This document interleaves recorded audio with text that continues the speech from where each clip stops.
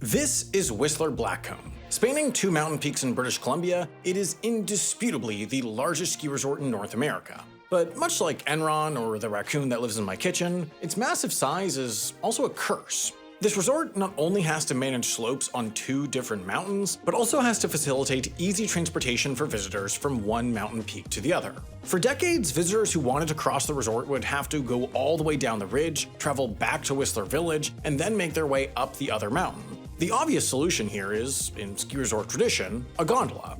But a traditional gondola wouldn't save much time at all. It would still have to descend down one mountain, cross the valley, and climb back up the other mountain. A journey that engineers estimated to take a little over an hour and bore everyone to death in the process. The obvious solution to the obvious solution, then, is this: a gondola that goes directly from one peak to the other without ever having to descend into the valley below. Such a gondola would need to travel almost 2 miles without a single support tower, surviving hurricane-level winds hundreds of feet above the valley floor.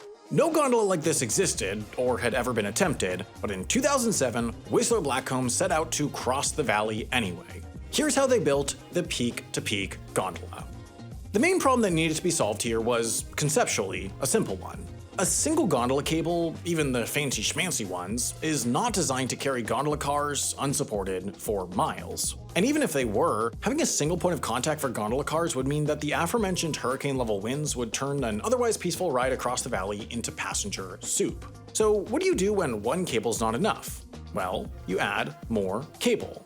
In addition to the standard haul rope that runs in a loop across the valley, the peak-to-peak was designed with 2 more cables in both directions to act as tracks for the gondola car. Then all you gotta do is add a rescue vehicle that can ride the same tracks, a radar to detect incoming aircraft, and you've got yourself a pretty reliable 2-mile railway in the sky. All of that might sound kind of obvious, but actually building the thing is where this project gets tricky.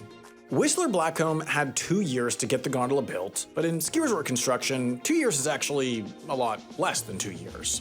The 4 towers that made up the base of this gondola could only make progress in the spring and summer months, as any snow would prevent cement trucks from making it up the mountain. And any day of those spring and summer months where there was snow, which, spoiler alert, happens a lot in Canada, the cement had to be delivered to the top of the mountain by helicopter. All 4 towers were completed and in place by spring of 2008, which meant that they had just a few months to handle the most complicated piece of the puzzle: the cables. These are real, no-nonsense cables. Each 15,000 feet long and weighing 97 tons, they're capable of holding 767,000 pounds without snapping. There are very few companies in the world capable of producing cables like this. It's not just a matter of going down to the unprecedentedly long gondola cable store and picking up a few record-breaking cables. These cables had to be produced in Switzerland, the place where they make good stuff. And getting them from here to the top of a mountain in Canada is kind of a whole thing. All 5 90-some-ton spools of cable had to be transported via cargo ship across the Atlantic, down through the Panama Canal, and up to the port of Vancouver. Being too heavy to load onto a traditional semi-truck, the spools then had to be welded directly onto a train, which could take them along this route from Vancouver up into the mountains of Whistler. This route, however, had a different hurdle. The head of the Canadian National Railway had parked his luxury rail car right here in the middle of Whistler to attend a local golf tournament, so one of the developers had to invest part of their pension fund into the National Railway, use their position as a major investor in the railway to get the railway's president's phone number, and call him directly to get him to move his train off the tracks. Only then could the spools make it all the way to the train yard. At this point, the spools still needed to be taken up a road from the train yard to the resort at the top of Blackcomb Mountain, but again, they couldn't be moved by truck, nor could they be lifted by a normal crane. So instead, this thing. A 48-wheel Goldhofer heavy haulage trailer had to drive from Montreal across the continent to the train yard in Whistler. After unwelding the spools from the train, the trailer used this fancy hydraulic sliding doohickey to scoop one of them up and began its eye-watering 1-mile-an-hour journey up the mountain, with a little extra help. It turns out that 48 wheels wasn't quite enough to get a spool up these mountain roads, because these mountain roads weren't actually roads at all. They were long stretches of mud typically used as ski runs. So what do you do when one truck's not enough? Well, you add more truck. They roped 2 trucks together and had them pull the trailer from the front, put another truck in the back to push, and after 19 hours, they managed to get 1 spool from the train yard to the top of Blackcomb. And then they did it again, and again, and, well, you know how numbers work. They did it 5 times. Easy enough, right? No? Well, here's where things get even less easy.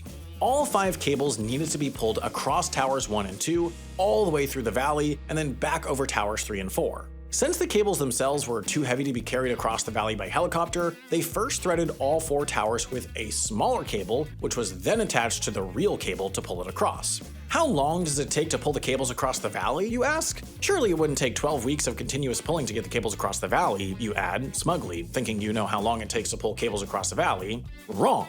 It took 12 weeks of continuous pulling to get the cables across the valley. And for the track cables, that was simple enough. They just needed to be anchored on both ends and not, explode. But the haul rope, the cables responsible for pulling the gondolas across, is a bit of a different story. This cable needs to form a complete loop so that it can do its loopy thing, and turning an unconnected cable into a connected one is harder than you would think. Basically, the problem here is that you have to join the cable in such a way that it's still just as strong at its connection point, but it's also not any thicker. You can't just weld the cable together because it'll create an uneven surface, and you can't hot glue it because, everyone will die.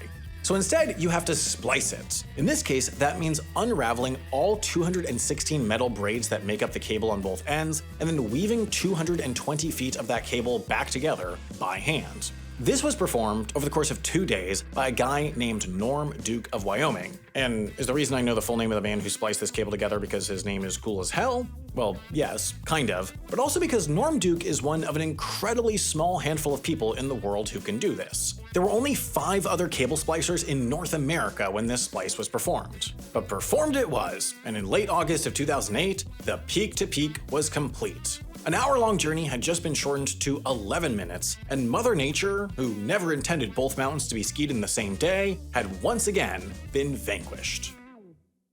Now, if you're interested in getting a better understanding of the mind-bending math and geometry at the heart of massive infrastructure projects like this, I'm probably not the best person to teach you. Instead, I would recommend checking out this foundational geometry course from our sponsor, Brilliant. Every single step of this course is fun, intuitive, and interactive. You're not going to be slogging through any big blocks of text or sitting at your computer for hours, but by the end of it, you'll have mastered the essentials of geometry without even realizing it.